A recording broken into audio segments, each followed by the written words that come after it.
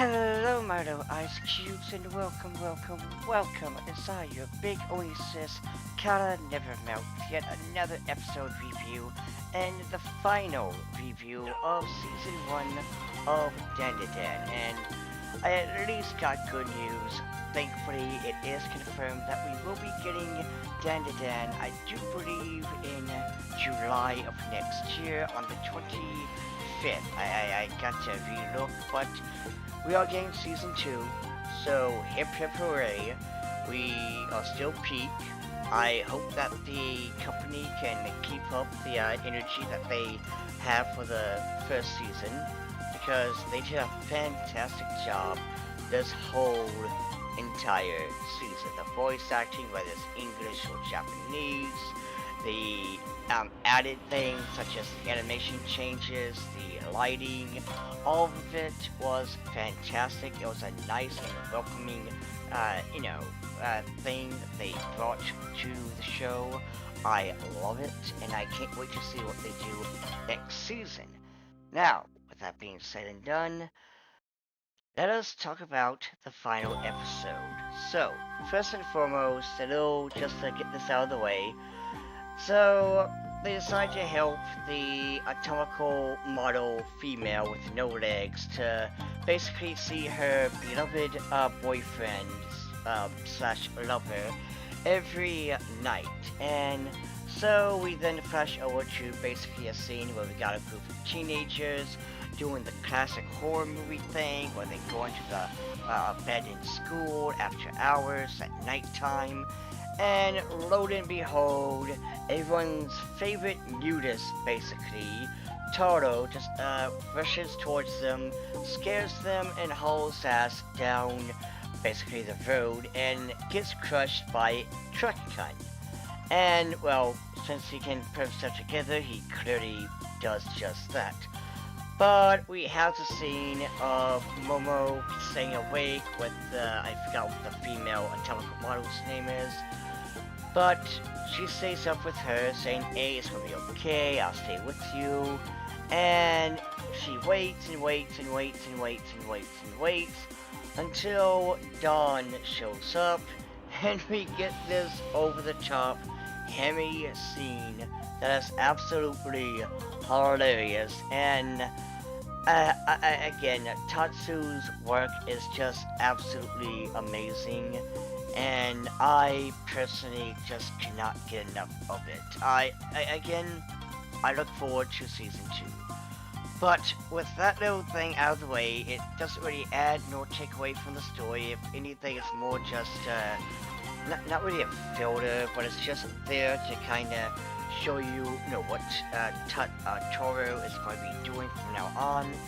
Because he wants to see his girlfriend, his beloved, every single night.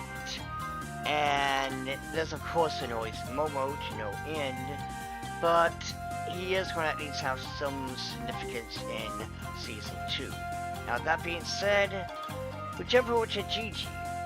Now, like I said before, this character is very, very, not problematic or controversial, but again, my friends still hate the dude, and I do hope that, to all the haters, mind you, Gigi isn't my favorite character or anything, but I do at least hope that within season 2 at least, they start to come around and like him, because I was kind of thinking, or rather expecting, them to get to the backstory, but I'll get to that in a moment. So anywho. Gigi has these basically, paralysis demon hallucinations, if you will, where he is being haunted by this creepy, disturbing man who is in tidy whities. Now I will show you the whole picture, including the manga, but I'm pretty sure that is considered indecent exposure. But just know in the manga, you can clearly see he's wearing tidy whities, versus the anime where, because of the lighting, you really can't tell that he is in tidy whities, which I'm kind of glad, because I'm pretty sure no one wants to see that. But anywho.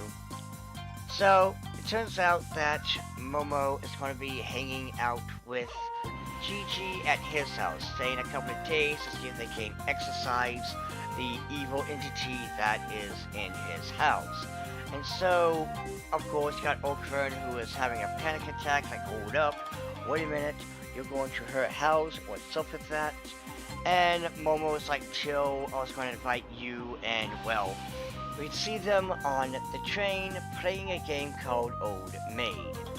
Now, I do love that we get this moment where they all interact with one another, just having the calm before the storm, so to speak, where they're just having a casual conversation, playing games, getting to know each other.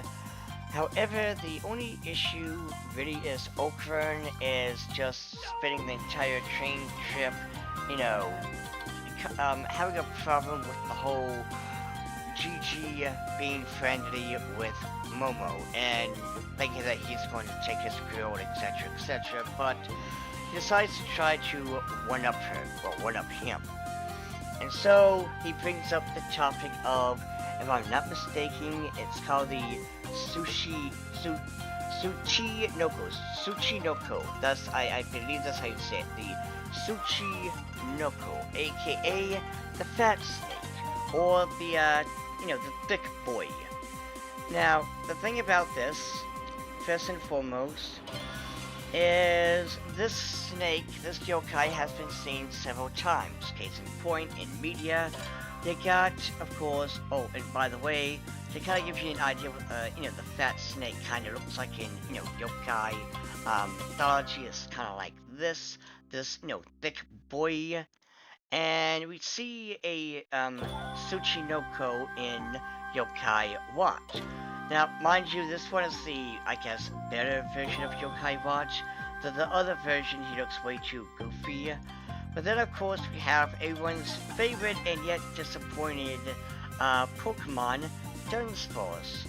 Where, and I'm just going to be honest with you guys. In all honesty, I think everyone was kind of hyping his evolution to be something way too big. Like, that's kind of what was the disappointment was. Because Dunsparce, I don't think ever was going to be, something cool and awesome. But anyway, again, Dunsparce is, basically based on the Tsuchinoko. And there's even, outside the obvious, there's even the Tinsho Sentai Go Seizure. I'm pretty sure I butchered that name, I do apologize, but there's a monster based on this dude who can spray acid on his opponent, turning them into a puddle of goop. But anyway, so, Okran's like, hey, I got a theory, this is going to be the next thing we're going to see, the next yokai. And I'm just gonna be honest with you, hindsight is 2020. I'm not gonna spoil it for you, but it is a long boy. Now, one thing I do want to throw out there. So, we see that they are, bonding with one another. That Okran and Gigi are kind of becoming friends, which I was kind of hoping this would be the moment where my friends would kind of chill, but apparently they still don't like the guy because he's way too extra. Again, I understand, I just hope that changes. And also one other thing that I want to throw out. Just like the last episode where Amy says sus and Momo's friend says homegirl. We have another, I guess we could say, modern word put into the English version, but I will play devil's advocate and say that it at least goes with the context, because throughout the entire, show here, ever since Gigi met Okran and Momo, they've been talking about balls, about nuts, and, Gigi's like, oh hey, is dirty jokes, still a thing? And in the English version, he says, because, it's like, these nuts. Again, that does date the show, or at least in the English version. But I'm willing to let it slide due to the context is, all dirty jokes coming back, or memes, if you will, coming back, and it doesn't, it makes sense, within the context. But other than that, though, there's really nothing, major, about the scene. Again, Ultron and Gigi bond a little bit, which is fantastic. And then we get to Gigi's hometown, which I gotta say, I think I kind of understand why Gigi acts the way he does. He has to act happy, because this is one creepy ass town.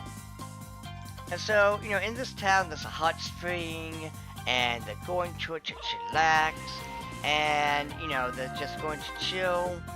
And we see that this town is filled to the brim with creepy ass individuals. I know what's going on, you don't. I'm not going to spoil it. But I do want to point out one thing, though, because we see in the distance they're being watched by these freaks. Now, I just want to throw it out there right now. I know some people, due to the smiling, are going to say, oh, they're Serpo. No, they're just smiling creepy because they're creepy. However, there is one change from the anime to the manga. The woman here is holding a cane in the anime. But in the manga, I do apologize, she is actually picking her nose, which I will say, oh, and also, they are just smiling, well, kind of like the Serpo.